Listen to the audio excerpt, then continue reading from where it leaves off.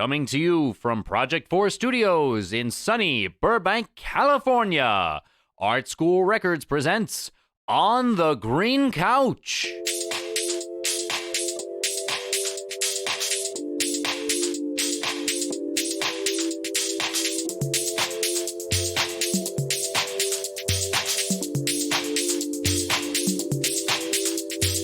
I'm a fan of walking, but I hate these heels. He said, come on, take them off, girl. Do what you feel now, girl. I could change your mind like that. Okay, so you probably noticed that the intro song was a little bit different.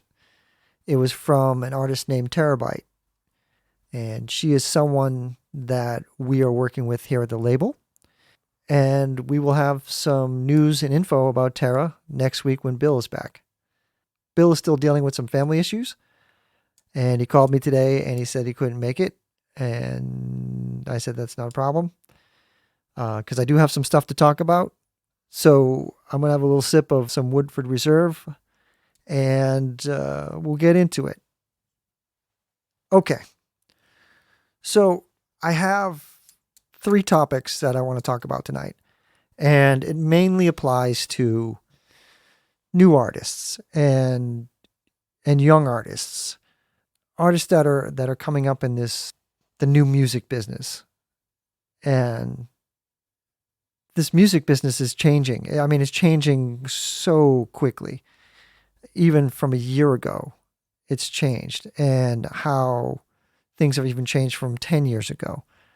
So these things that I want to talk about are really for those young artists and new artists that are kind of coming up and trying to navigate these waters. Because that's one of the things that when Bill and I started this label, we kind of wanted to help new artists. We wanted to help develop them and kind of guide them through this, because it is kind of crazy and things do change relatively fast. The groupthink on this is now that the artist can do everything. You know, you don't need a label, you don't need a manager, you don't need whatever. The artist can just do it all. You can write your songs, you can upload your songs, you can promote your songs. It's all done. You know, you don't need these outside people to help. I think that's incorrect. I think that even though the traditional way that a label used to handle things is dead, there are still some things that a label can offer.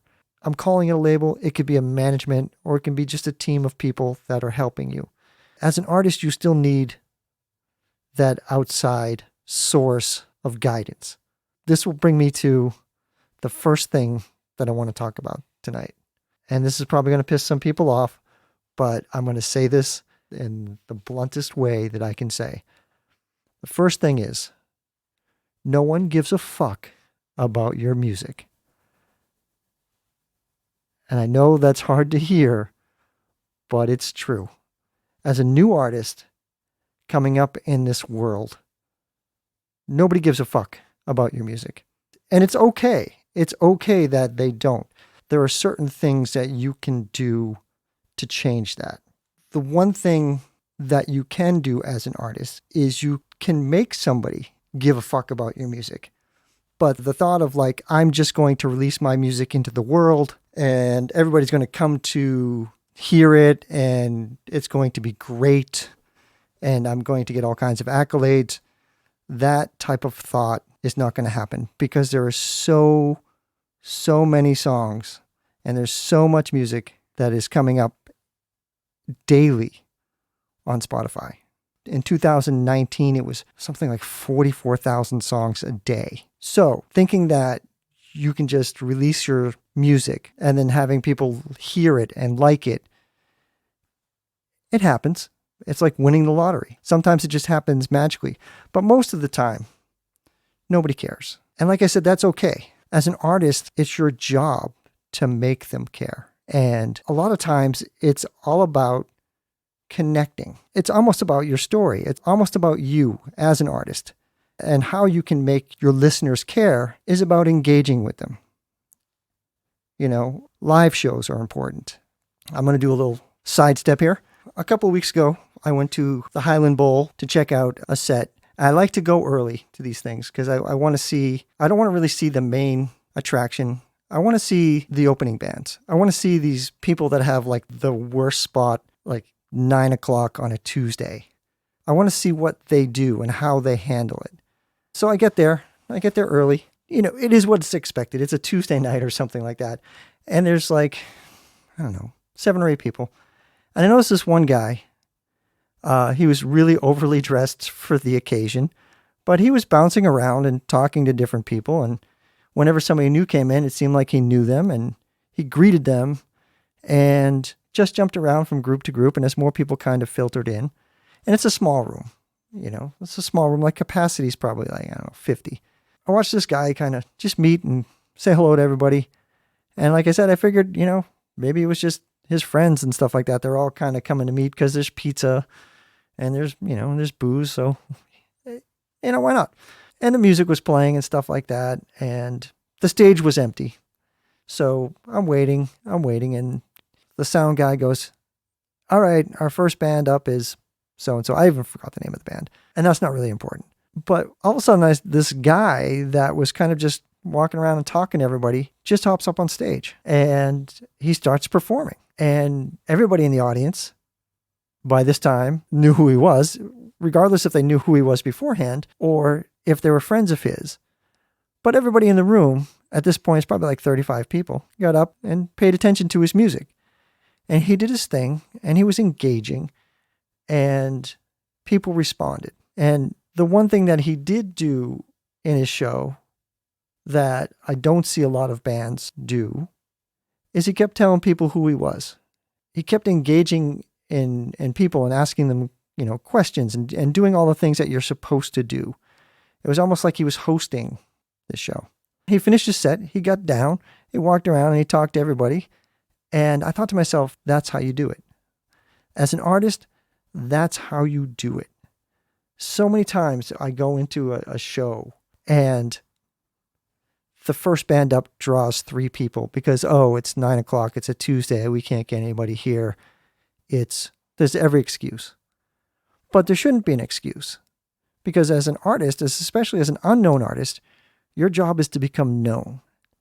And the easiest way to become known is to engage. And like it or not, as a new artist, you're in sales. Your music, your brand, you are the product. You are selling you. And that's how you do it. Even if it's the shittiest night at this shittiest club, you should be able to bring in a decent sized crowd. People that care about your music. And they'll care about your music because they care about you. And the way that you make them care about you is by engaging, by getting to the show early, talking to people, and even after the show, talking to people, getting them interested in your story. It will make your experience their experience. And when you make your experience their experience, they will start to care about your music. And once one person starts to care about your music, one person can be 10 people. They can tell 10 people like, oh, I saw this great band. I'm really into them. You got to go see them. And that's how it starts. But if you just go to a show at this, you know, everybody gets those gigs. Everybody gets those crappy, like Monday night at 8:30. And you're like, oh, you know, because you're new.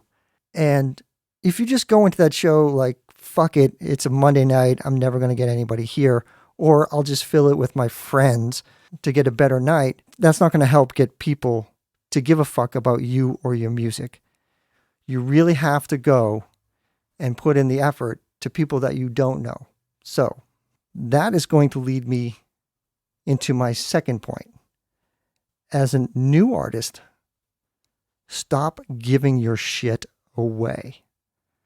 Now, I don't mean, you know, giving away t-shirts and giving away merchandise. What I'm talking about is giving your shit away to these, I guess, social media platforms. As a new artist, as an unknown artist, your biggest asset is your unreleased material. This is the whole new music business. You take your song and you put it on Spotify. It gets put on Spotify with a gazillion other songs. At that point, you've just made your music worthless. And it also gives no one a reason to care about your music because you just gave it away. Why should they care? People go, oh, can I hear you? You go, yeah, it's on Spotify. They go, great. Maybe they'll go and listen. Maybe they won't. However, if somebody says, hey, I like your music. I just saw you guys play. Where can you hear them? If you say to them, hey, sign up on my mailing list and I will send you a link to some of my songs. That gives value to your music. That gives value to your art because you are now in a transaction. They are giving something to you to get something. So right away, your music has value. They can't have it unless they pay for it. It has value. How do they pay for it? With their information, with an email. And some people, I hate getting email. I get a shitload of emails. I hate getting emails. But there are going to be people that will sign up and want to hear your music. This is part of making people care about your music. If you just give it away, if you just put it out there and give it away, especially at this point, you are devaluing your work. However, if you create a transaction for your music or your art, and it doesn't have to be sign up on my mailing list, or it could be, hey, you know what? Buy a t-shirt and I'll send you a link. It still adds value to that product. Giving it away to a multi-billion-dollar music service that is controlled completely by the major labels, just to say that your music is on Spotify, isn't worth it because it's devaluing your music. And this also applies to social media like Instagram. And I see this with a lot of artists. Everything is on Instagram. Everything is on social media. And when I start talking to artists about their social media accounts and stuff like that, I ask them, how many people are you engaged with? And we start this conversation. The thing about Instagram and the thing about Spotify and the thing about YouTube, they're all algorithm based. So the algorithm decides who sees your posts on Instagram. And then algorithm could decide that what you think is relevant to you, the algorithm could decide is not relevant to the people that are following you. And it will not show your posts to the people that are following you. It's something like organically, 15% of your followers see your organic posts. And Instagram is moving to more paid posts. So that organic reach is going to plummet. So you're giving away your fans to Instagram. You're giving away to that algorithm. You're giving your fan base to that. As an artist, you need to get value out of your Instagram account because Instagram could go the way of MySpace. One day, it's just not cool anymore. And all those people that you thought were your fans are just gone. So as an artist, you need to take back your fans because you've given them away. How do you do that? The same thing. You make it transactional. You go, hey, if you want to hear, let's say you have a new song, even if it's a demo. Hey, do you want to hear a demo of my new song? You hit somebody up on Instagram, send them a message, go, hey, you want to hear a demo of my new song? Sign up on my email list. I'll send you a demo. If they don't, they don't. They're not a fan. But there are going to be people that haven't heard from you on Instagram just because the algorithm has prevented them from seeing you. And it is better to have a small amount of hardcore fans than it is to have thousands of people that just kind of scroll through your pictures and double tap while they're sitting on the toilet. As an artist, that's what you should be doing. You should be taking control of your music and you should be taking back your fan base. Those are the people that you worked hard to get on your side. And if you don't have them, if you don't have a direct link to them, if the only link that you have to your fan base is through a social media app, you've just given away your fan base. Instagram and Spotify are all algorithm based. Spotify used to have curators, and they probably still do, but there's so much media, there's so much music being uploaded that it's now fully AI. When Spotify kind of came out, everybody was all excited because, there's gatekeepers out there. There were people that were, they were tastemakers. They were ones that were saying, oh, these guys are good or those guys are bad. And Spotify kind of opened us, especially when Spotify for Artists came out, and you could just, anybody could upload and anybody could just put their music out there. And there was a celebration that, the gatekeepers are dead. There's no more gatekeepers. Music is free everywhere. But the problem is that the gatekeeper doesn't have ears. And the gatekeeper doesn't have taste. Like, one of the things about humans, we're all different. Everybody has their strengths and everybody has their weaknesses. And there are some people that have better fashion sense. There are some people that have elevated palates. They have better knowledge and better taste of food. And the same goes for music. People like what they like, but there are some people that can identify a good song or a great song immediately. And as humans, we are wired to kind of seek out those things. Our brain is kind of embedded with that. If someone has, like, say, for a better fashion sense, you look at them and go, oh, wow, they look great. I want to try looking like that. Or if somebody has a better taste in food, they probably have written an article about a restaurant. You go, oh, or this person has an elevated palate. Let me go try out this restaurant. And it's the same with music. Yes, music critics are annoying, and yes, the gatekeepers kind of got full of themselves, but it was helping kind of pick through the noise and going, oh, hey, this is a new band that I think I like, or you should check out this song. So every genre had their gatekeeper.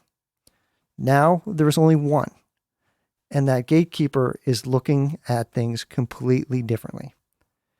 It's looking at relevance and engagement. And if something is uploaded consistently, the algorithm considers it relevant. And if this data that it considers relevant keeps people on Spotify, then it is now even more relevant, because that's what the algorithm is set up to do.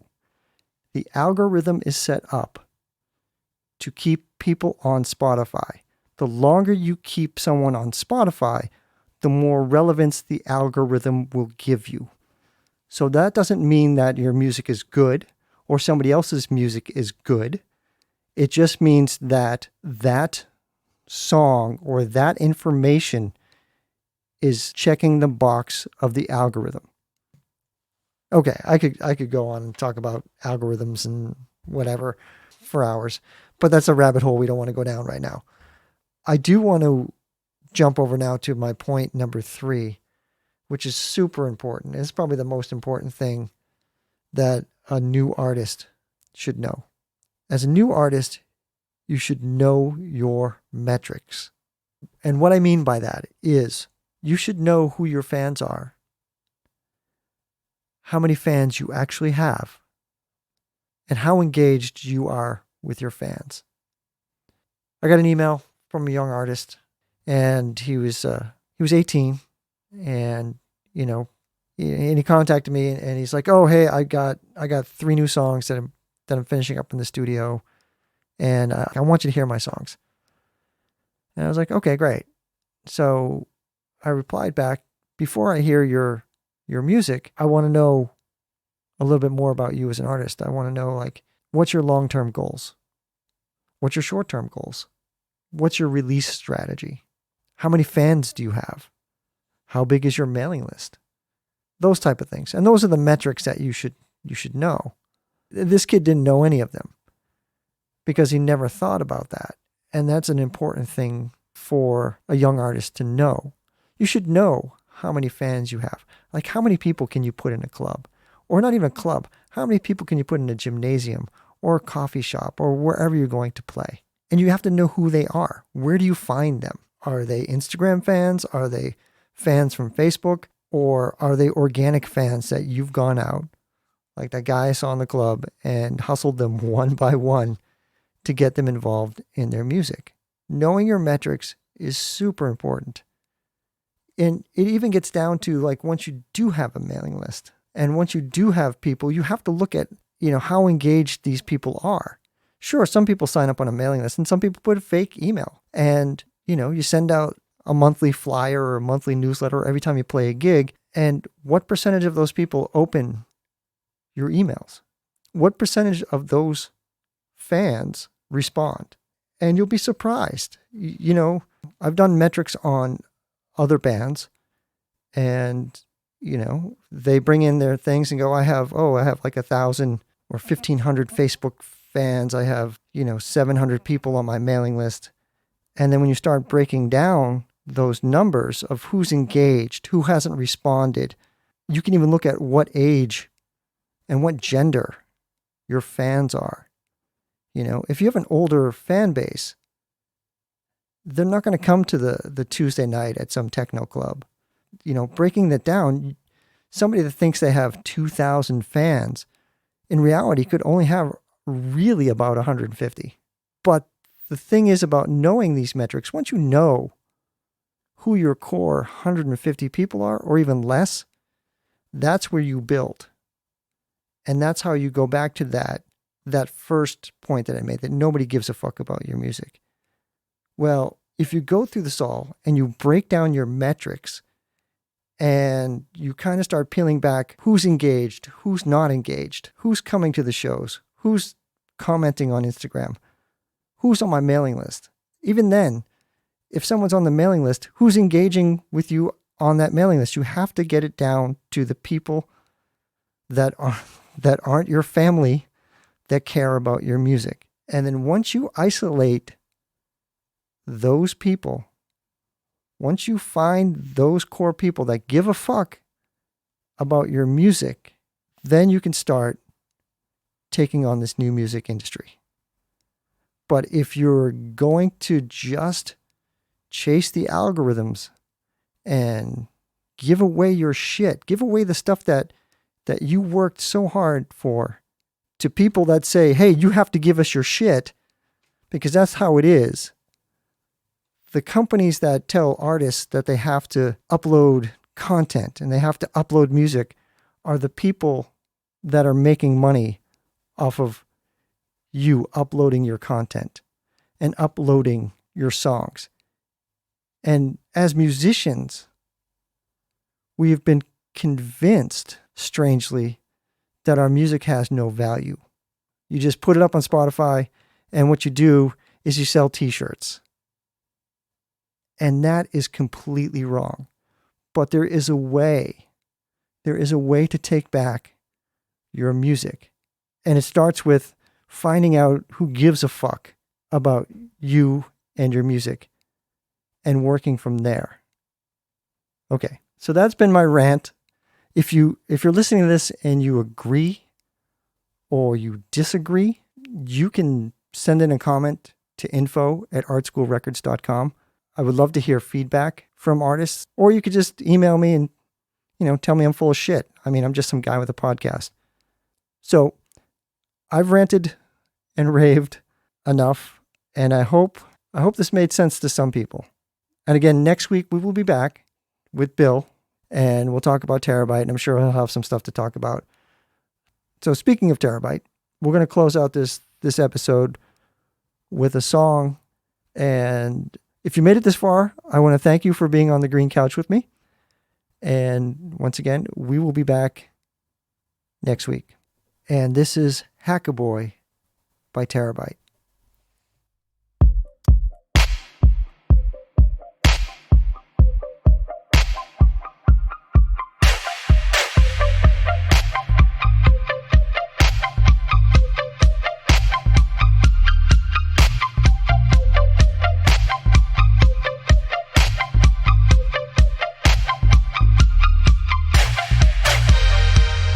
Free like honeybee,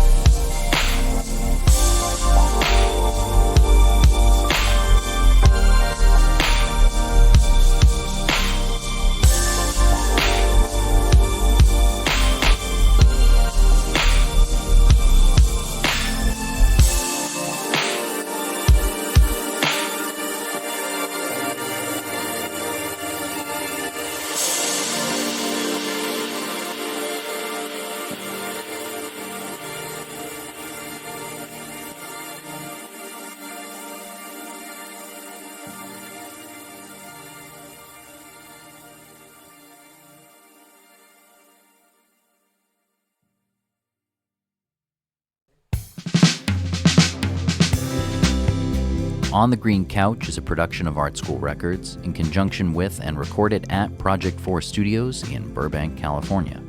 The show is edited by Raz, with additional production support by Dixie Trussell. Please remember to subscribe, rate, and review us in Apple Podcasts or wherever you get your podcasts. It all goes to helping other people find us. For more information, please visit our forever home on the web at artschoolrecords.com. I'm Bill Zunkin, and thanks for listening.